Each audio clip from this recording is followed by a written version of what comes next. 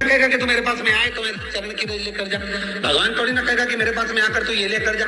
भगवान तो कहेगा मेरे पास में आया है, मांगना कुछ मत, बस मुझे जो स्नान कराया है मेरा चरणोदक लेकर जा, छीड़ दे पूरे घर में। संपदा भरना मेरा काम है, जहां मेरी चरण की रज पहुंच गई वहां संपदा स्वतः पहुंच, मैं वहां पहुंच जाता हूं। तो चरणों तक ले जा। पर लोग ले जाते हैं, पूजन करते, कलश भी उंडेलते, जल भी चढ़ाते, पर आते समय खाली लेकर आ जाते। भगवान को इतना बुरा लगता मेरे दरवाजे से खाली जाए, मुझे कितना बुरा लगेगा। जो आए वो भर कर जाए, भले 2 बूंद लेकर आओ, पर उसमें चरणों तक थोड़ा सा लेकर अवश्य आए। हमारी माताएं बड़ी प्रेम से कहती हैं, आप लोगों के मन में भी ये बात जरूर होगा, जितने लोग टीवी पर कथा सुन रहे हो, फेसबुक यूट्यूब पर श्रवण कर रहे हो, आपने भी सुना होगा, घर की जो माताएं होती हैं, कभी भी घर का रसोई, घर का बर्तन जिसमें सब्जी बनाई है, 50 लोग अगर जिमने आ रहे हैं और कह दिया आज का निमंत्रण है, 50 लोगों का पार्टी है, ये है वो है, सुहागिल है या ब्राह्मण भोज है, तो वो जो खीर का पात्र होगा, जो बर्तन होगा, जो सब्जी का पात्र होगा, माँ उसको खाली जल्दी नहीं करती है। भले उसमें सब्जी थोड़ी ना थोड़ी पड़ी रहने देगी, जब तक सब जिम कर नहीं चले जाएंगे तब तक उसमें पटक कर रखेगी। क्यों? क्योंकि उसमें उसकी बरकत है। उसी तरह जल चढ़ाने के बाद हम जब लेकर आते हैं पात्र के अंदर, ये उसमें उसकी बरकत है। गर्ग संहिता में दूसरी चीज कही, उसको भी समझ लीजिए। गर्ग संहिता में कहा गया, जब आप घर से जल लेकर जाते हो भरकर, तो ये सृष्टि की जितनी नदियां हैं, पृथ्वी पर जितनी नदियां विद्यमान हैं, जितने तालाब, जितने सरोवर, जितने कुंड, जितने विराजमान हैं, उन सारे तीर्थों का जल जब आप घर से लेकर निकलते हो तो वो तीर्थ का संपूर्ण जल आपके कलश में आ जाता है।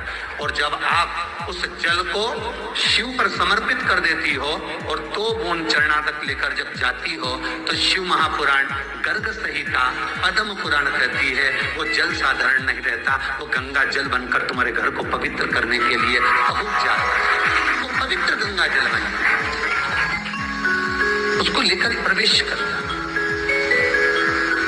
उसको लेकर पहुंच जाता।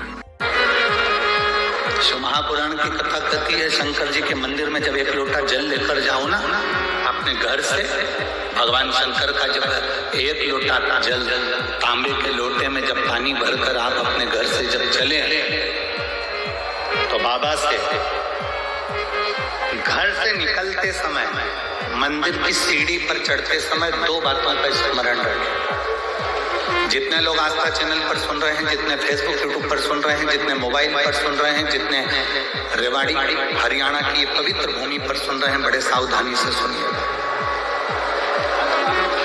ये बात हमने किसी कथा में आज तक नहीं कही, आज रेवाड़ी की इस पवित्र भूमि पर यह बात कहना चाहेंगे।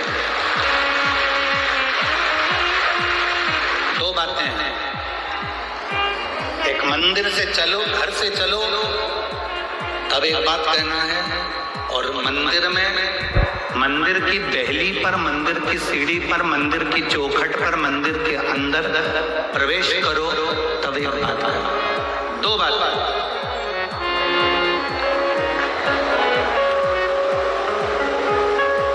एक,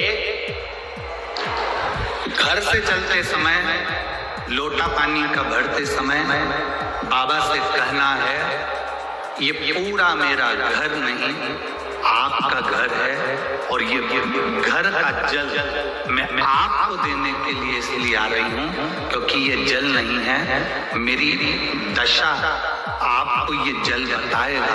तो ये जल मेरा एड्रेस है, जब आप शाम को घूमने निकलो तो मेरे दरवाजे पर 2 मिनट जरूर रुकना।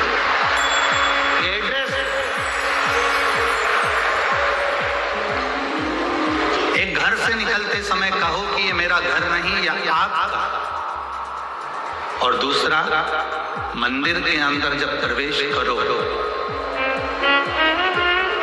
मंदिर की चौखट पर जब पांव रखो, मंदिर के अंदर, मंदिर की दहली पर, मंदिर के दरवाजे में जब प्रवेश करो, तब भगवान भोलेनाथ जी से कहना, मैं जैसा भी हूँ और मेरे घर के लोग जैसे भी हैं, सब आपके हैं और आप हमारे हैं, बस इतना याद रखना और कुछ नहीं।